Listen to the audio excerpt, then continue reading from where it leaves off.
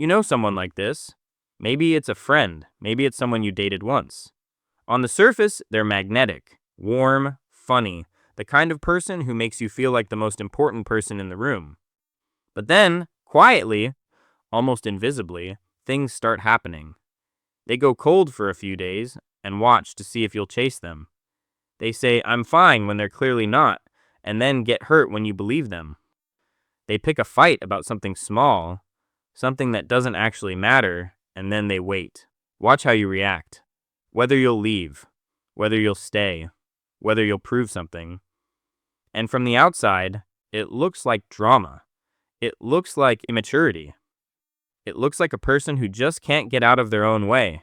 If you've been on the receiving end of this, you've probably felt exhausted. Maybe even a little crazy, like you could never do enough, like the goalposts kept moving. And if you recognize yourself as the one doing the testing, there might be a quiet shame around that, a sense that you're broken in some specific embarrassing way.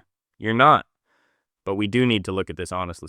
Here's what most people assume, that testing behavior is manipulation, that it's calculated, that the person doing it knows exactly what they're doing and is choosing to be cruel. And sometimes, that's true. But most of the time, it's not a strategy. It's a distress signal wearing the costume of a strategy. It's not about control. It's about something much older and much more frightened than that. And once you see what it actually is, you'll start noticing it in places you never expected, including, possibly, yourself. In the 1960s, a psychologist named John Bowlby developed what's now called attachment theory. The core idea is surprisingly simple. As children, we develop a kind of internal blueprint for how relationships work, whether love is reliable, whether the people we need will show up or disappear, whether closeness is safe or dangerous, and that blueprint doesn't stay in childhood. It follows us into every relationship we ever have. Bowlby identified different attachment styles, and the one most connected to testing behavior is called anxious attachment. People with this style didn't learn, early on, that love was consistent. Maybe a parent was warm sometimes and distant others. Maybe attention was unpredictable. There when things were good, gone when things got hard. The result is a nervous system that learned to stay on high alert in relationships, to scan constantly for signs of abandonment, to never quite believe that someone's love is real until it's been proven, and proven again, and proven again. Now here's the second concept, and this one's subtle. There's something in psychology called a self-fulfilling prophecy, specifically in relationships. Researchers like Sandra Murray have studied how people with low relationship security will unconsciously behave in ways that confirm their fears. They believe, on some deep level, that they will be left.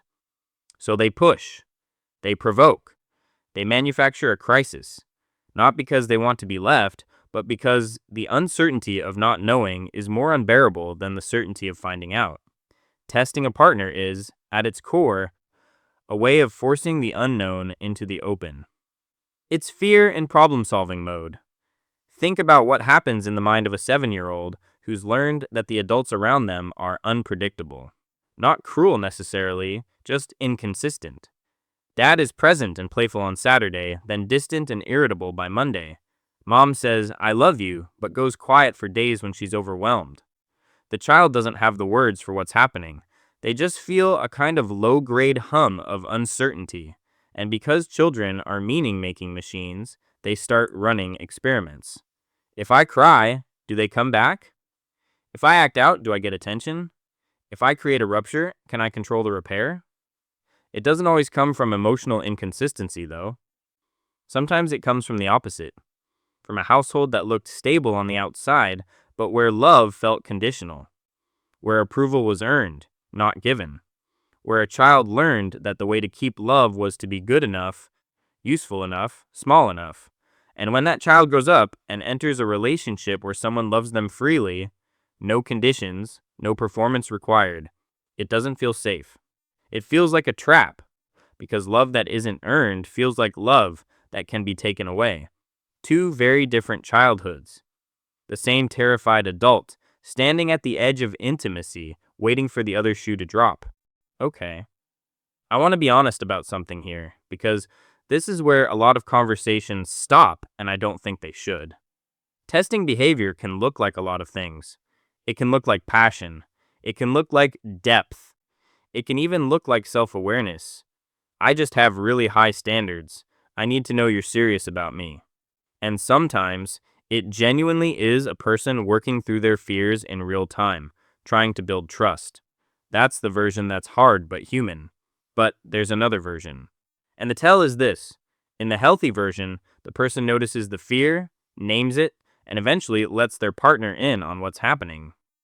They say, I got scared and I pushed you away. I'm sorry. The wound is in the open. In the other version, the testing never actually stops. The partner proves themselves, and it doesn't register. The bar resets. The next crisis gets manufactured, because deep down, the goal was never really to find out if the partner would stay.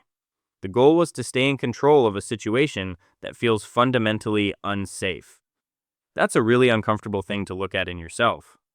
But the difference between those two versions is the difference between a wound that's healing and a wound that's become an identity. If you're someone who does this, who tests, who pushes, who creates little fires just to see who'll help put them out, I want you to hear this. You are not broken. You are not manipulative by nature. You are a person who learned, before you had any say in the matter, that love was something you had to prove rather than something you could trust. That was not your fault.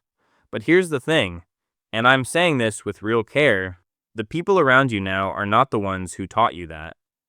And every test you run on them is a tax they're paying for a debt they didn't create. The starting point isn't grand, it's small.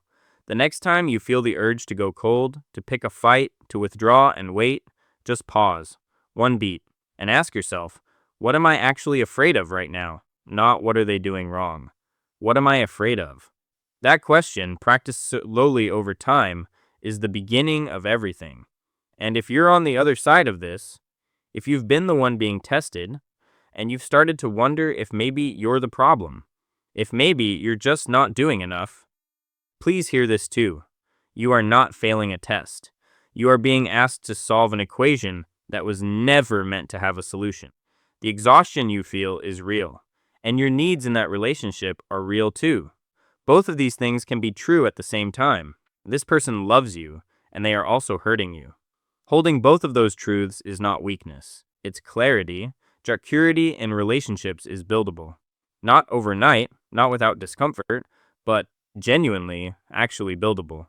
The fact that you're here, paying attention to this, is already a version of that.